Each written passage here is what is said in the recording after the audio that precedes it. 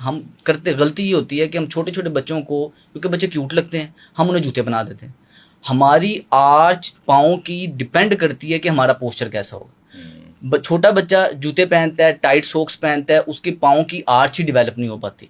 और हम ये नंगे पाँव बच्चा रहे घर में, घर के इन्वायरमेंट में, साफ इन्वायरमेंट में, स्किन का जमीन के साथ टच होना बहुत जरूरी है। मेरे छोटा भाई साउथ अफ्रीका, उसने मुझे वीडियो भेजी और हमने एक प्रोग्राम भी उसके ऊपर किया कि वहाँ जो गोरे हैं ना, वो अपने बच्चों को स्कूल में नंगे पाँव भेजते हैं, और जो पाकिस्तानी इंडियन है उन्होंने डबल डबल जराबे पहन के शूज़ पहनाए होते हैं। अच्छा, वो इसलिए करते हैं? जी सर, हमारा बॉडी के अंदर बेसिकली फ्री रेडिकल्स बनते रहते हैं, इलेक्ट्रोनेगेटिव चार्ज रहता है, ज़मीन में इलेक्ट्रो पॉजिटिव चार्ज है। जैसे ही स्किन ज़मीन के साथ टच होती है, पाँव के नीचे सेंसर्स हैं, जिस तरह कीड़ों के सामने एंटीना लगा होता है, बच्चे के पाँव के नीचे सेंसर्स हैं। ये सेंसर्स तब ही स्टिमुलेट होंगे जब डायरेक्ट ज़मीन के साथ, ग्राउंड के साथ वो टच होगा। उसके अलावा पाँव की जो आर्च है वो बनेगी ही तब जब वो उसके ऊपर, पाँव के ऊपर बोझ आएगा। डॉक्टर साहब, ये जो बच्चों को नंगे पाँव रखना है, मतलब दिन में एक दफ़ा ग्राउंड में चले जाएं खेलना, वो काफ़ी है घंटा, या घर के फर्श के ऊपर भी चल सकते हैं, या कारपेट के ऊपर भी चल सकते हैं, या मिट्टी के साथ ही चलना ज़रूरी है? सर, 1.5 साल का बच्चा तब तक कोशिश करें कि उसको जूता ना पहनाएं, वो नंगे पाँव रहे। जुराबें भी अगर कोशिश करें वो वाली पहनाएं जो ढीली हो।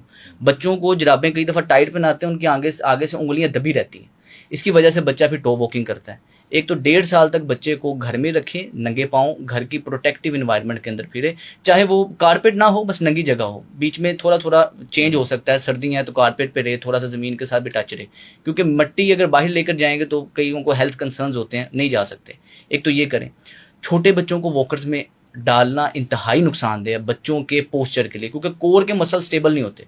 हम समझते हैं कि बच्चा वॉकर में जाएगा तो जल्दी चलेगा, बच्चा जल्दी नहीं चलता, वो डिपेंडेंट हो जाता है, उसके पोस्चर के मसल्स वीक हो जाते हैं जो कि कमर को संभाल के रखते हैं।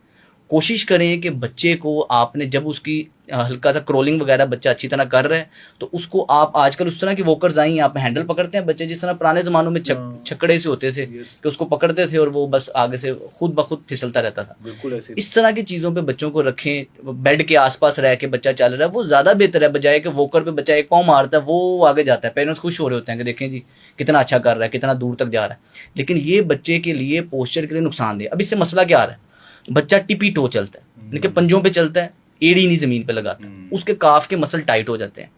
इसके बाद इस पोजीशन पे बच्चा जिसके काफ के मसल टाइट है वो बाथरूम में नीचे बैठ ही नहीं सकता। जिस तरह हम फ्लश पे, पार्ट पे नीचे बैठाते हैं बच्चों को, वो नहीं बैठ सकता, जिसकी वजह से एक तो बच्चा कमोड का डिपेंडेंट हो जाता है, दूसरे नंबर पे हमारे घुटने पूरी तरह फोल्ड ना होने की वजह से उनको खुराक भी नहीं मिल पाती।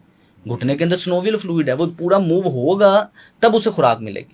मेरे उस्ताद फरमाते हैं health has nothing to do with the presence और absence of symptom, health is all about functionality. अगर प्रॉपर तरीके से जॉइंट्स मूव नहीं कर पा रहे, इसका मतलब यह है कि कोई ना कोई मसला ज़रूर है, कोई ना कोई हेल्थ कंसर्न इसको अभी नहीं है, आगे होगा। इसलिए कोशिश करें कि बच्चे को जितना नेचुरल इन्वायरमेंट में रखेंगे उतना